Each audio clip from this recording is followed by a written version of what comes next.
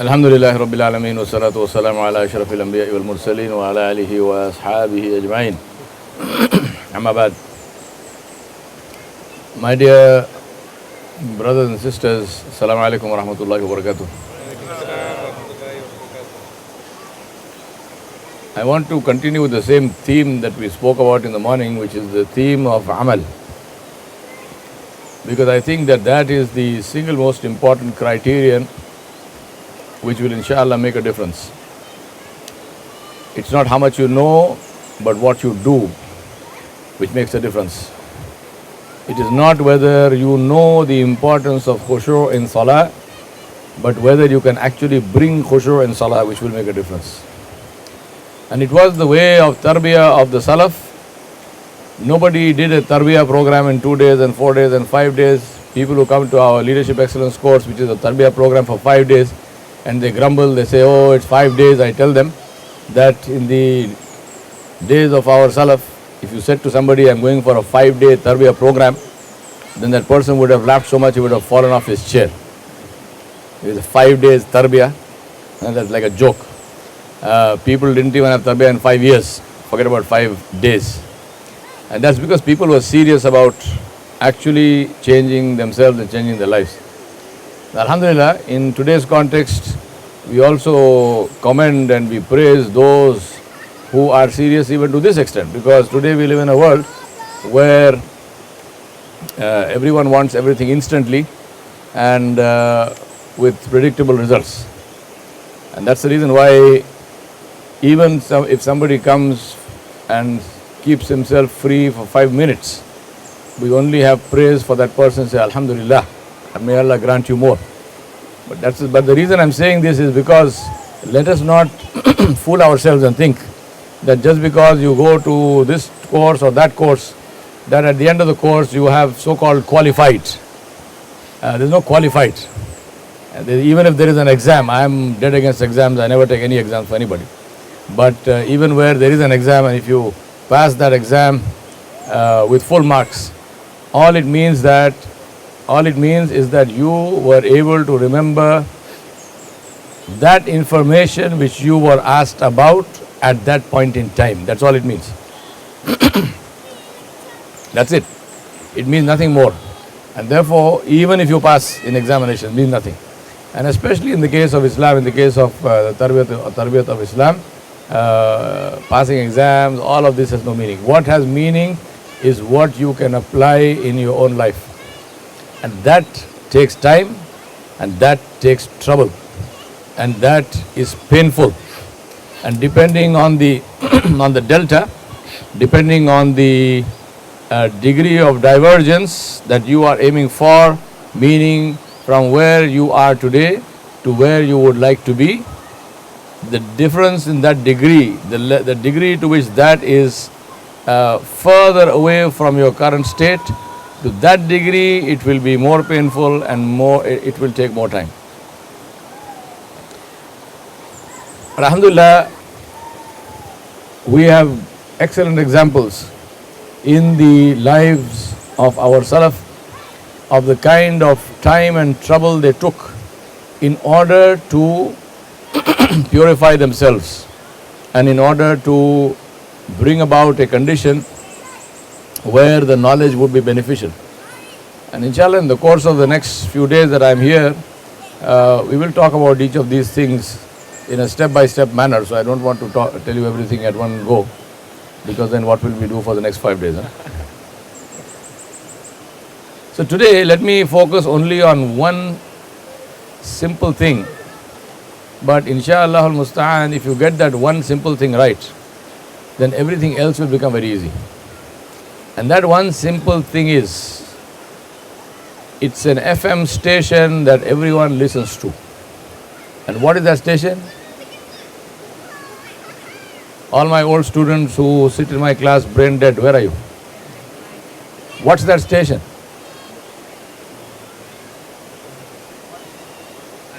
Your conscience? La hawla wa la quwwata illa billah. Inna lillahi wa inna ilayhi raji'un. See what happens? This is the point. Alhamdulillah, Jazakumullahu khair. At least one student remembers. What's in it for me? WIIFM. It's the FM station that the whole world and his wife listens to. WIIFM. What's in it for me? Now I want you to repeat that after me. What's the station called? WIIFM. I didn't hear you. WIIFM. And what's the full form? What's in it for me? What's in it for me? Right? Now you're going to write a poem on that. What's in it for me? Why am I saying that? I'm saying that because Allah subhanahu wa ta'ala said this. Allah subhanahu wa ta'ala said this in the Quran, and He drew our attention to what's in it for me.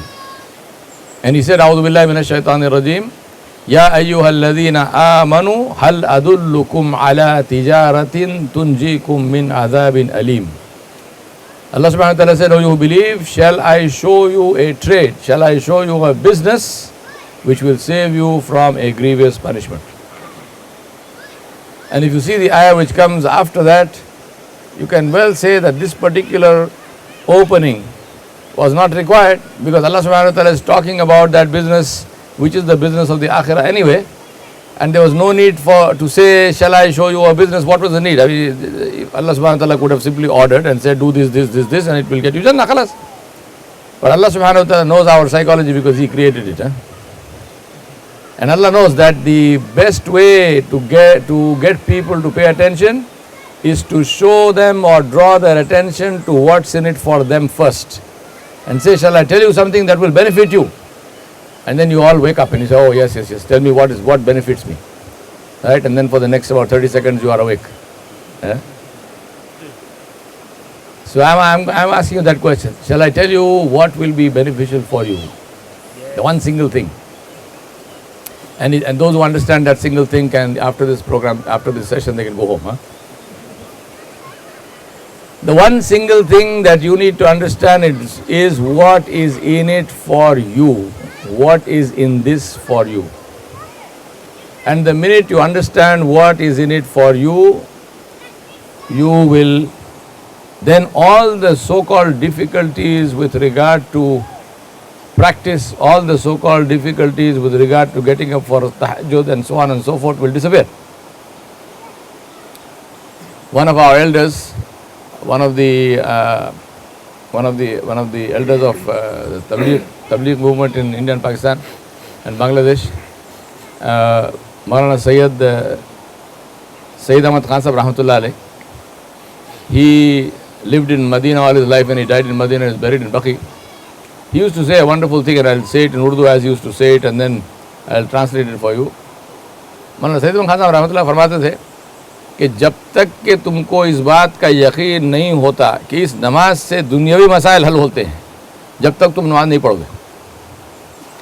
He used to say that until you are convinced that this salah solves your worldly problems, you will not pray.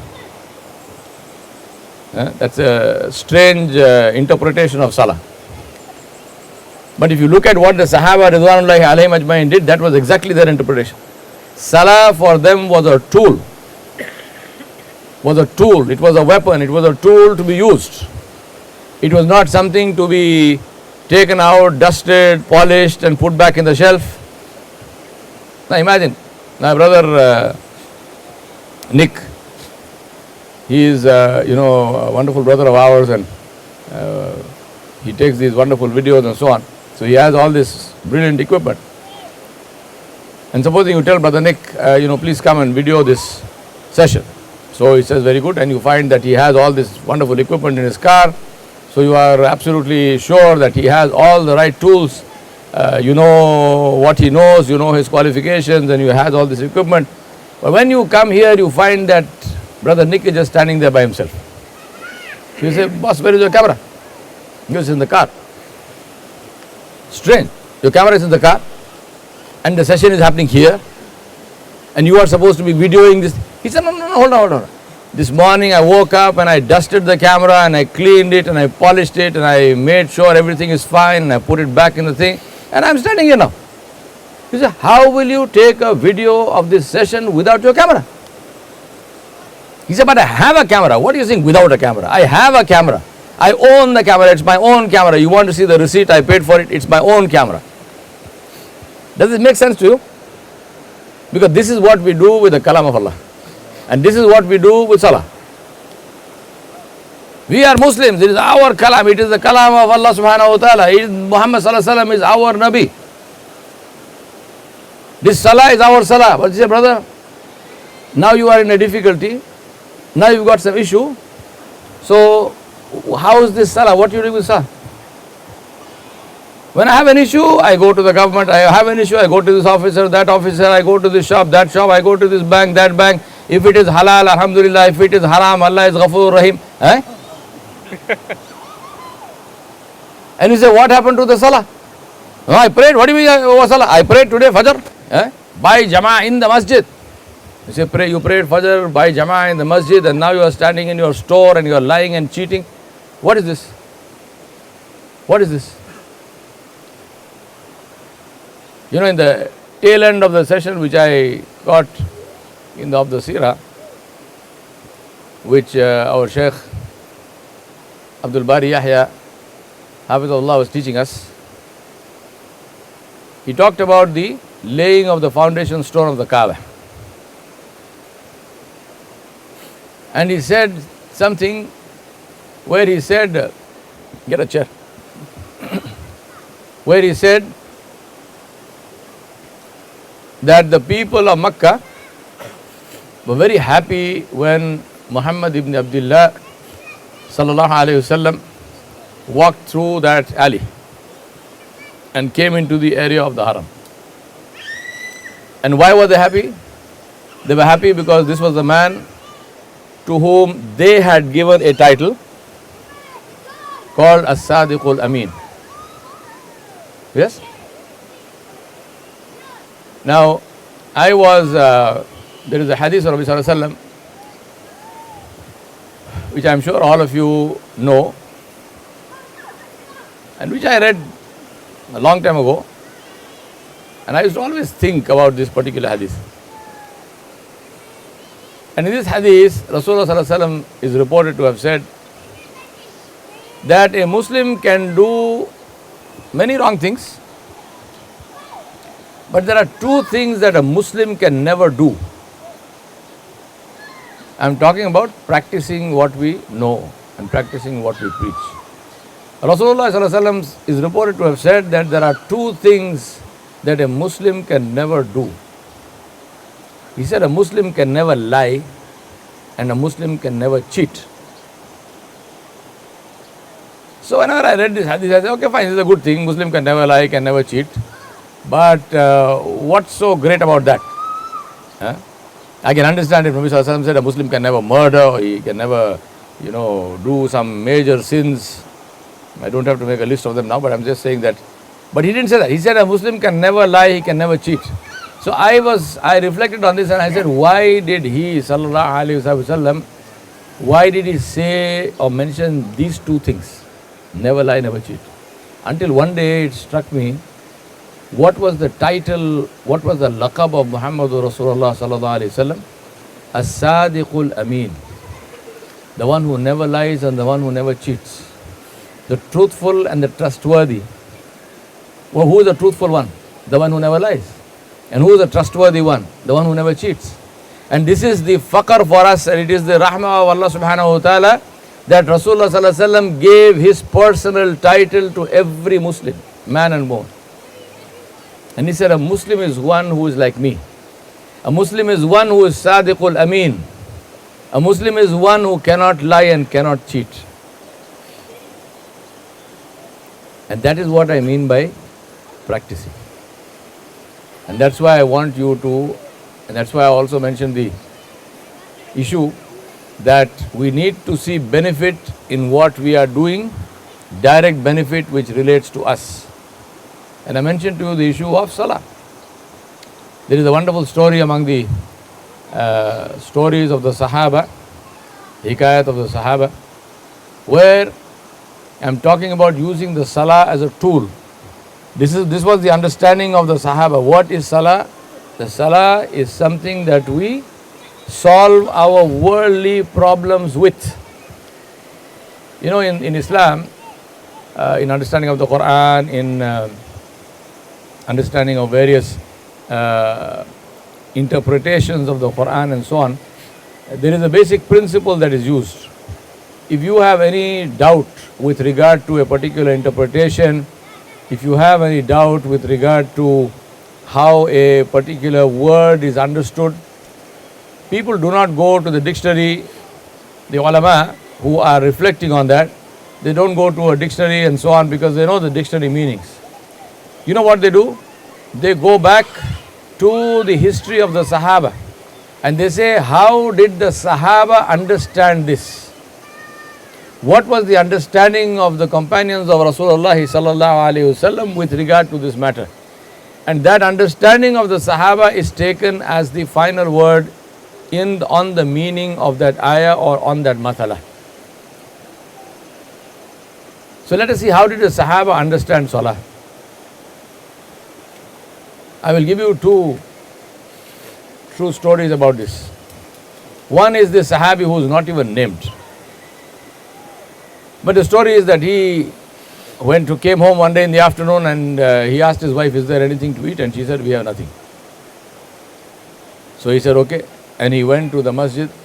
He went to Masjid al-Nabawi. And he prayed 2 rakat Salatul Haja. He prayed 2 rakat Nafil Salah and he made dua.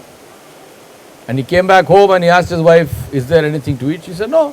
I told you already there is nothing to eat. So now what does he do? He went back to masjid. He went back to the masjid. He prayed 2 rakat Salah again. Improving the quality of his Salah, improving the quality of his connection with Allah subhanahu wa ta'ala, who said and who promised, Inna Allaha huwa razdaqu dhul quwwatil mateen. In Surah Al-Zariyat, Allah subhanahu wa ta'ala said, verily He is Allah. And Allah subhanahu wa ta'ala is the one who is Ar-Razzaq, not Raziq, Ar-Razzaq. And He provides with His power, dhul quwwatil mateen. So he went and prayed 2 rakat of Salah and he made dua and he came back home. And when he came back home, his wife said, something very strange is happening. She said, the grinding stone is turning by itself and flour is pouring out of the grinding stone. Barley powder is pouring out of the grinding machine. Right? I'm saying machine, it was not a machine, it was a hand done thing. जो चक्की नहीं होती हमारे पास. So he said it's turning by itself and this flour is pouring out, and she said, I filled all the vessels that we have in the house, whatever we have, and he said flour is still pouring out. And this Sahabi was astonished. Put yourself in that place. I always tell people whenever I tell these stories, it's not a story, it's not an entertainment session. Put yourself in that place. Imagine, may Allah give each one of you this experience at least once in your lifetime, inshaAllah. That you ask for something and it happens in front of your eyes, inshallah. May Allah give you this, my dua for you, may Allah give you this at least once. May Allah give it to you any number of times, at least once. May you see the effect of your dua right there, inshallah. So he was delighted, he ran inside the house, he saw this thing moving by itself, and then of course, like all good men, he was also inclined to see how is it happening. So he went and lifted up that stone to see what is the thing inside, and it stopped. So he ran back, literally he ran from his house to the house of Muhammad sallallahu alaihi wasallam, and he came to him and he said, he was thrilled. Rasulullah sallallahu alaihi wasallam said, what happened? Why are you so happy? He said, yeah, so this is what happened. He told him the whole story. This is what happened. So Nabi sallallahu alaihi wasallam said, what did you do? He said, I lifted that stone to see how it was happening. And it stopped. So Rasulullah sallallahu alaihi wasallam said that if you had not touched that thing, Allah subhanahu wa ta'ala would have made it grind out the powder, grind out the flour till the day of judgment. Allah ne kaha qiyamat tak chalti chakki. What is this story about? It is about effectively using Salah. Many times people come and ask me this question, should we do Rafa Yadain? Or should we raise our hands only once? When the Imam is reciting Qunut, if it's a Shafi'i Imam, he will recite Qunut in Salatul Fajr. Should we raise our hands also? If we are not Shafi'i, if we are Hanafi or Hanbali or whatever, should we also raise our hands in dua? If we are in Tashahhud and we raise our finger for Tahiyyat, should we move the finger? Which hadith is stronger? The one which says they keep the finger stationary, or the one which says move the finger? Which hadith is stronger? Huh? You have all attended the courses where all these answers are given. I also know that. So tell me, you are equally brain-dead there also. Which one? Huh? Which hadith is stronger? They ask all of these questions, but till today I've asked, Allah, once in a while somebody, but usually I am waiting for the person to ask me the one question which I want him to ask me. What's the question? How can I get khushu in salah? How can I connect with Allah subhanahu wa ta'ala in salah? That nobody asks. And funnily, that is the only thing about salah that Allah mentioned. In Surah Al-Mu'minun, what did Allah say about the people who pray? وَالَّذِينَ هُمْ وَالَّذِينَ هُمْ فِي صَلَاتِهِمْ خَاشِعُونَ. Who are the mu'minun? وَالَّذِينَ هُمْ فِي صَلَاتِهِمْ خَاشِعُونَ. Allah subhanahu wa ta'ala said, these are the people who have khushu' in their salah. The only thing which Allah subhanahu wa ta'ala mentioned as a distinguishing feature of salah, we are not bothered about. But everything else, is salah, should we have a head covering, a topi when we pray salah? What if there is no topi? Is salah valid, not valid? I am not saying these questions are useless. I am just saying that these are all what we call furu'i masail. These are all boundary, outside things. By all means find out all this, but when will you get to the actual rule of salah? Why do we pray? To hold a cap on the head? Are you some cap holder? We pray to connect with Allah, and what a tragedy that our salah has everything except that connection. La hawla wa la quwwata illa billah. And that is because there is no focus on amal, there is focus only on the outward form. Outward form. But the Sahaba did not understand it like this. And that's why I told you. Second story. Again, two stories. This time we have the name also. And the name is Abdullah al-Hadrami radiyallahu anhu. He was a Sahabi from Yemen, from Hadramaut. And Rasulullah sallallahu alayhi wa sallam sent him to fight a battle against the Persians who were in a place which today we know as Bahrain. So Abdullah al-Hadrami radiyallahu anhu, he took this contingent of Sahaba, and they went to Bahrain. And when I am doing these things in our masjid in Hyderabad, I usually try to have a map there to show people from what we are talking about. हमारे लिए बड़ा आसान हो गया, बात करते से. Become very easy for us, we only talk. We are talking about a force which walked from Medina all the way up to what is today Dammam and Al-Khubar, to the edge of the sea, across which you can see Bahrain. And that is where currently there is the causeway. It's 25 kilometers or whatever it is, which connects Saudi Arabia to Bahrain. Just go and look up the map and see how many kilometers or how many miles that is. Then imagine walking through the desert and walking through scrubland and in the heat of the summer through the day with your armor and with everything else. Unless we put ourselves in those positions, we will never understand the kind of investment. Those of you who have heard me before, I never use the term sacrifice, right? There is no such thing as sacrifice. Why?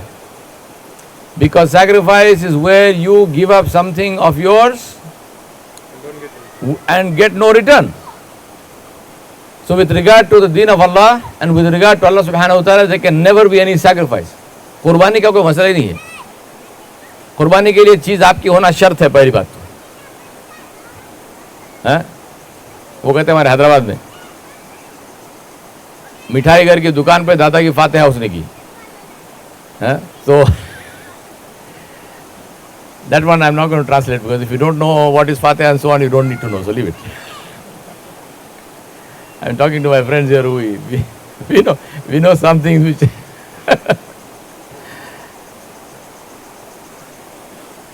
put yourself in that place and say, what does it take? What kind of physical toughness are we talking about? So Abdullah al-Hadrami radiallahu anhu was in charge of the command, was the commander, and they went from Medina, they went all the way to Tamam. And the Persians got wind of this, they knew that these Arabs are coming, so they said, well, the simplest thing is remove all the boats. The boats belonged to the Persians anyway, because the Arabs at that time were not great seafarers and so on, they didn't have boats, they didn't have the technology to build boats and so on. So the Persians says, bring all the boats on this side of the sea, we got 25 miles of ocean, we let them come. So when Abdullah al-Hadrami radiallahu anhu and his force reached the shore, they only see the ocean, nothing else. What am I talking about now? What am I talking about? The story is about what? The salah as a tool. So what does this Sahabi of Allah of Rasulullah sallallahu alaihi wasallam, what does he do? He says to the force, dismount, pray 2 rakah salat and make dua to Allah subhanahu wa ta'ala to help us cross this ocean. Yeah, Ajib, it's like fairy tales, right? Because how can somebody do this? If you are in trouble, suppose you want to cross the river, there is no, will you say no, may pray 2 rakah salah and walk across? People will say, you're very nuts. You're crazy, go find something man. Asbab ikhtiyar karo bhai, alamul asbab hai. Bolte ki nahi bolte hamare log? People say, do something about asbab, get the asbab, this is alamul asbab. You know what is the answer to give? Give the same answer as Maulana Sayyid Ahmad Khan rahmatullah used to say. He used to say, this is alamul asbab and the salah is afzalul asbab. He used to say, this is the alam of the asbab, this is the world of means and the salah is the best of the means. The salah is something for this world. The salah is not something that you are going to be doing in your qabr. There is no salah in the qabr. This is alamul asbab. There is no doubt about this. Nobody said it is not alamul asbab. But there are two kinds of asbab. There are asbabul ala wa asbabul adna. There are the greater and the higher asbab and there are the lower asbab. For example, in my country, in India, if you want to go for Hajj and you want to apply for a visa to go for Hajj, then you have to send your passport to the Saudi embassy and it will take a minimum of 2 weeks, and in 2 weeks if you get the passport back, then you are very thankful. And sometimes it takes longer. Sometimes they call you for an interview, all kinds of very complicated, very long process. Alhamdulillah, they always give it, but very complicated process. But in 2000, I'm talking about asbabul ala wa asbabul adna. Lower asbab and higher asbab. So what is the usual process to get a visa, to go to Saudi Arabia? Fill in the application, complete all the formalities, all the papers, bank guarantees, this, that, what not. Send your passport in and start praying. Right? And in due course, inshallah, it will come if it doesn't get refused. Now, 2008, I was invited by the Ministry of Hajj to speak at the International Hajj Conference in Makkah Mukarramah.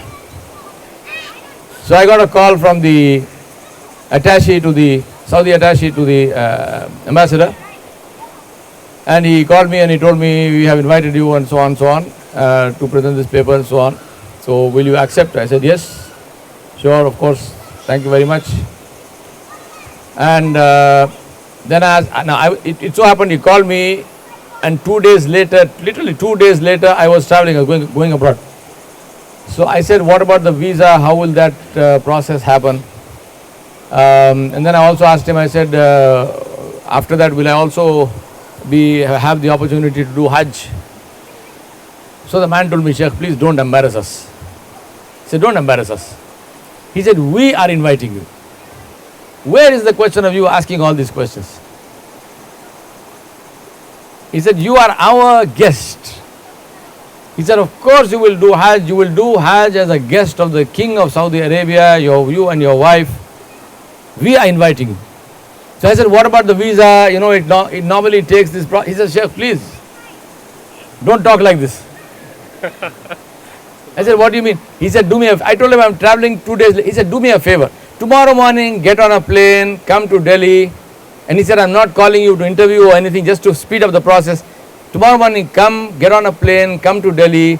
You and I will have a cup of tea. By then, we'll get your visa stamped. You can take the next flight and go home. And that's exactly what happened. I got on a plane, I landed. I went to Saudi Embassy, the guy waiting for me at the gate. He took me inside.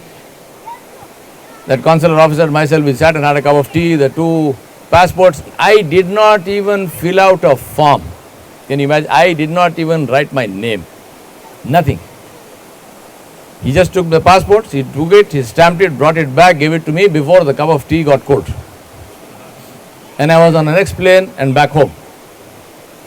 And then we went and we had this fantastic, I don't know how many star Hajj, and all very nice. And then I was invited on the day of Mina, on the day of Eid, I was invited to a banquet with His Majesty King Abdullah. And it so happened, this is from Allah subhanahu wa ta'ala, it so happened that I was presented to the king, I was shaking hands with him, and there were live TV cameras which were recording the whole thing. It's not only me, there were a couple of hundred other people also. Don't look so impressed.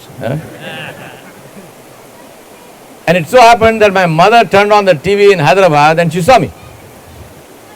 So I had like 5 or 10 missed calls on my phone because I left my phone outside. When I got home, I got worried. I said, why is my mother calling me so much? And I phoned her. She said, I saw you shaking hands with the king. I said, how did you see me shaking hands with the king? I thought maybe karamat of my mother. She said, no, this is the television. I put on I put on the TV and there you were shaking hands with the king. Point I'm making is, Asbabul Adna wa Asbabul Ala. The objective is the same, how to get a visa. Objective is the same, how to get a visa, right? So 2 ways. Follow the normal process, send in your application, blah, blah, blah, blah, blah, and at the end you may or may not get. In any case, it will come after a long time. Second method, make friends with the king. That is also asbab. Yes or no? Yes. That is also asbab. Make friends with the king, then what happens? The guy who has to give you the visa will come to your house and give it to you. He is the one who will stand in a line to come and give you a visa. You don't have to stand in a line to get a visa. And this is what the salah is. Salah is to make friends with the king. Ta'ala Allahu al-amthal. Ta'ala Allahu Malikul Haq. La ilaha illa huwa Rabbul Arshil Kareem. The true king, the real king. And who understood this better than the Sahaba? Ridwanullahi alayhim ajma'in. So Abdullah al-Hadrami, radiyallahu anhu, he says to his people, get down, pray 2 rakat of salah and ask Allah. And when the salah finished, what happened? Boats came out of the sea. Did that happen? Did Allah send Jibreel alayhi salam? Did Allah send wahi on Abdullah al-Hadrami? Nothing. And this is the issue of yaqeen. This is the issue of connection with Allah. What did the commander Abdullah al-Hadrami radiallahu anhu, what did he say to his people? He said, pray 2 rakat salah, ask Allah. Once you have asked, get on your horses and ride. And the recorders of this historical incident say that the Arabs, the Muslims, the Sahaba, they rode on the waves of the ocean and the water never came above the hoof of the horse. And the whole army rode across the ocean on the sea. The Persians saw them coming and they ran away. There was no battle because they said these are jinn or something. These are not human beings. How can they be riding on the sea? How can they be riding on the sea? They ran away, there was no battle. Now, the bottom line of the story of Yaqeen. Story is not over here. Story is over and that will blow you away. Abdullah al-Hadrami did whatever he was supposed to do to take charge of the place, and then they have to go back to Medina. Now, remember, they are on the other side. All the boats of the Persians are in their hands. So what will you and I do? We say, Alhamdulillah, Allah subhanahu wa ta'ala made us cross the ocean without the boats, and now we have the boats, so we can go back and we can take the boats with us. Yes or no? You know what the Sahaba of Allah subhanahu of Rasulullah sallallahu alaihi wasallam did? Abdullah al-Hadrami said, mount your horses and ride. And they rode back on the waves, and the waves still did not come above the hoof of the horses. That is the issue of yaqeen. If you have yaqeen, then you take risk on Allah. The sign of trust is to take risk. Salah is a tool. Salah is a weapon. Salah is resource. Salah is al-asbabul a'la. Use the salah. The salah did not come for us just to pray and run away. The salah came for us to make use of. The salah came for us to utilize, to solve the mathail of this dunya and to connect with Allah subhanahu wa ta'ala. And this is what Allah subhanahu wa ta'ala taught His Nabi sallallahu alayhi wa sallam. Allah subhanahu wa ta'ala said to Nabi sallallahu alayhi wa sallam, this salah is for this dunya. And what is the dalil? Allah subhanahu wa ta'ala said, A'udhu billahi minash shaitanir rajim. Bismillahir rahmanir rahim. يا أيها المزمل قم الليل إلا قليلا نصفه أو انقص منه قليلا أو زد عليه ورتل القرآن ترتيلا إنا سنلقي عليك قولا ثقيلا إن ناشئة الليل هي أشد وطئا وأقوم قيلا. Allah subhanahu wa ta'ala said to his Nabi, O my Nabi, who is wrapped up in garments and who is asleep, stand up for the whole night in salah.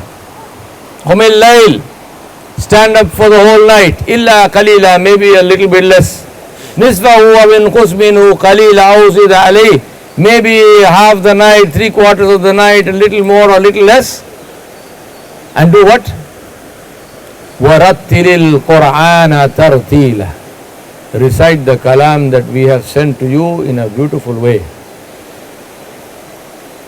You know, in our countries we have hymns madaris.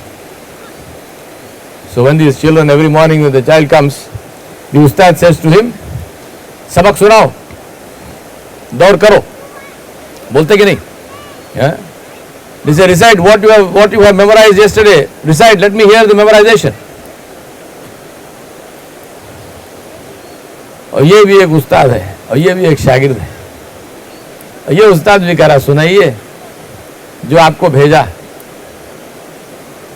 तो सुनने वाला कौन है और सुनाने वाला कौन है? This is also a teacher and this is also a student, and the one who sent the kalam is saying, recite what we sent you.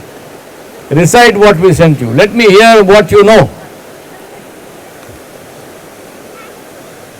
And for what?